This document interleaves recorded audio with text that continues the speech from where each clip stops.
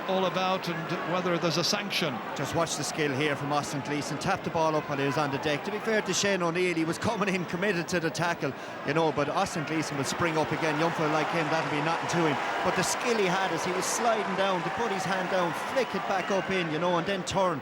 But it's those kind of runs again that, you know, are the difference really at the moment between Waterford and Cork. I think the referee has read it exactly as you've done, Brendan. So it's going to be once again Maurice Shanahan.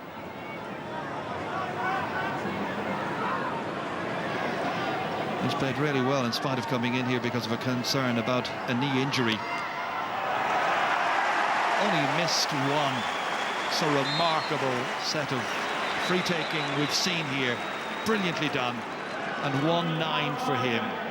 23-18. Waterford by 5. Very much their advantage with only 8 minutes to go. And now we've got Eddie Barrett coming back in. You may remember he came on as a blood sub earlier on. Coming on for Colin Dunford. Again, Horgan is challenged, surrounded by Waterford players. There's that eagerness in their collective step at this stage, and this time they step out over the sideline. Referee has refereed this match with great intelligence and with great efficiency. But from now on, Jerry, you'd expect Cork to show that extra bit of urgency now and throw caution to the wind to try to get this goal. Connolly Hahn cutting it up here, but there's a Waterford player in the square on the ground. I think it's Barry Coughlin. Not sure what happened down there, but Barry Kelly's gone down to the umpires straight away to find out if they have seen it. At the moment, this Luke O'Farrell is public enemy number 1 for the Waterford defence, going over trying to get him out to one side. It'll be an interesting one now for Barry Kelly, because Barry Coughlin, I couldn't see him just throwing himself down on the ground. And there's a red card, and it's Luke O'Farrell who's been sent off. So a red card coming after 63 minutes. And if it's not bad enough for Cork, they're now going to have to play out the remaining 6.5 minutes or thereabouts. 5 points down, minus their full forward. Now, we saw in the Limerick game here when Shawnee Tobin came on, you know, and was off before he even got to be part of the play.